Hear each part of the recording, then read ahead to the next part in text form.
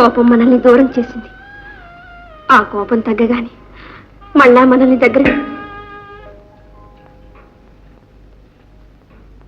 ఏరా, స్వతంత్రించి పెళ్లి చేసుకున్నాం, స్వతంత్రంగా బ్రతకచ్చనే గర్వంతో మర్యాద మన్నలల్ని మర్చిపోయారట్రా. కొత్త దంపతులు పెద్దవాళ్లకు నమస్కారం చేయక్కర్లే. అమ్మాయి బస్తీ పిల్ల ఏం తెలియదు, నీకు బుద్ధి జ్ఞానం ఉండక్కర్లేదా? తాతయ్య, పార్వతీ పరమేశ్వరులాగా చిరంజీవులు కనుక్కుంటూ చిరకాలం వర్ధిల్లండి నాయన. పోండి. ఏమిటి విషయం? ఉన్నట్టుండి ఇలా వచ్చావా? ఏం లేదు మావయ్య, ఒకసారి చూసి పోదామని వచ్చాను. మన బడవాగాడి ఎంత పని చేశాడు చూసావా? తెలుసు మావయ్య, పట్టాభిరామయ్య ఇష్టం వచ్చినట్లు మాట్లాడాడు. రెండో అమ్మాయిని మన మనోహరికి చేసుకుంటానని చెప్పి ఏదో సర్దుబాటు చేసి చెప్పొచ్చాను. లోకం తీరే అంత నాయన.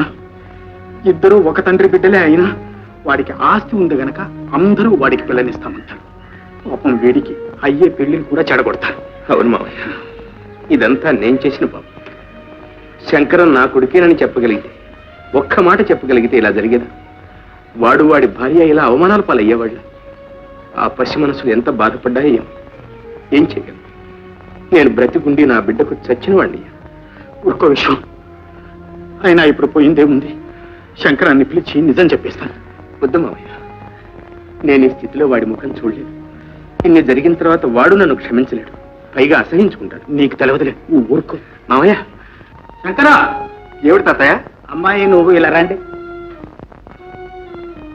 విశ్వం, మావయ్య, నా మాట విను మావయ్య, నువ్వు చేసే పని అంత మంచిది కాదు. ఏం లేదు బాబు, నువ్వు వాళ్ళని ఆశీర్వదించంతే చాలు. రండి బాబు, రండి, నమస్కారం చేయండి.